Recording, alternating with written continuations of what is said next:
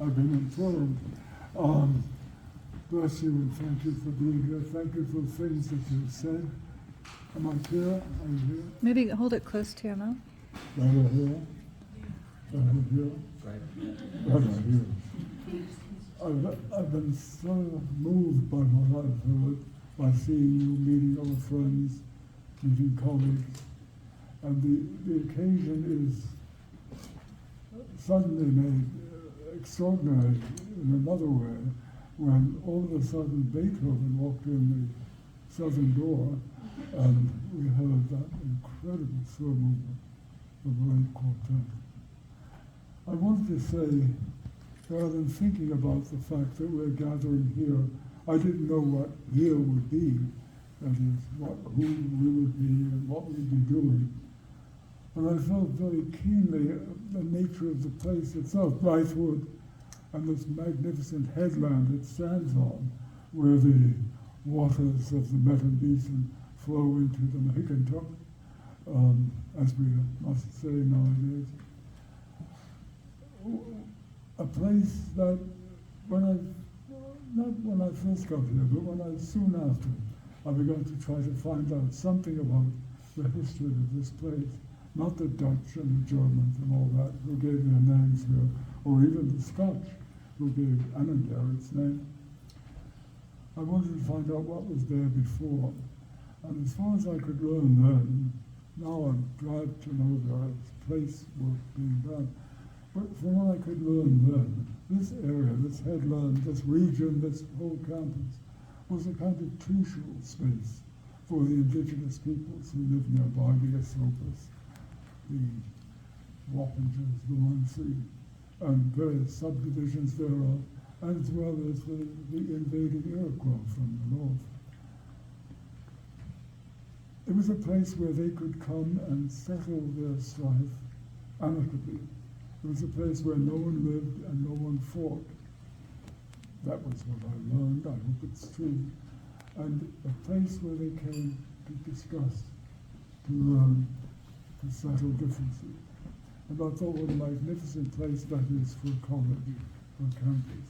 It was a blessing to be here all these years for me, a blessing for us now here to be above the waters of the Saltire and the Hudson. And I was struck by someone speaking about that's how gold is made. When I first came here, I had to share once, I've heard so many stories about when they first came here. When I first came to Bard, after a few weeks, I met this older and very characteristically Southern Midlands professor of philosophy, the great Bill Benson.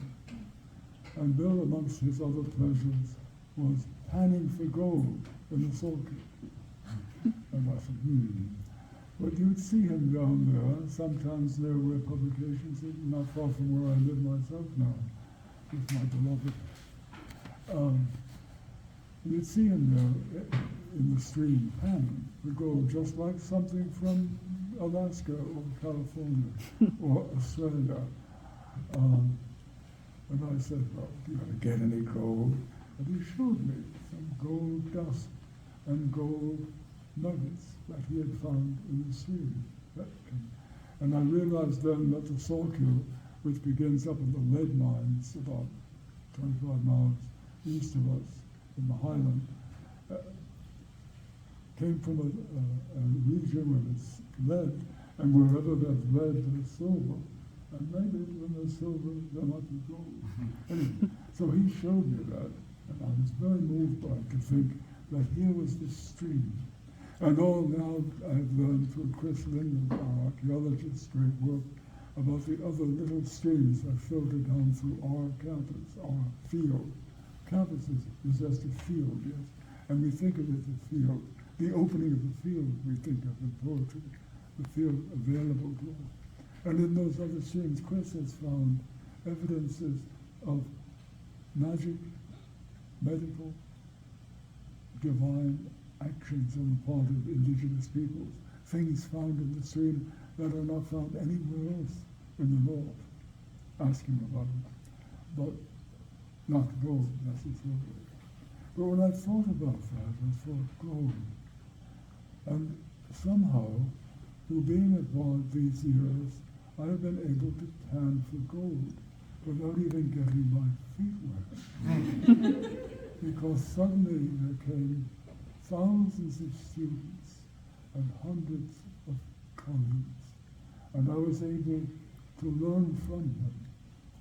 Learn from their anger, from their love, from their energy, from their curiosity, from their indolence, from their necessities, from their wishes, from their kindness. I was able to learn from you all, and them all, and us all, the beautiful gold of your presences. From them I learned whatever I could have done in the way of writing and teaching and all the rest of that. All of it comes from what I've learned. I didn't know anything. I was just that 5-year-old reading a book. I didn't know anything. I needed to get what was in the book. And you are what was in the book. You are the sources of my inspiration, to use Anne's lovely words. You are the sources for me of what I know and what I can do. Thank you, and bless you, all of you. Thank you again.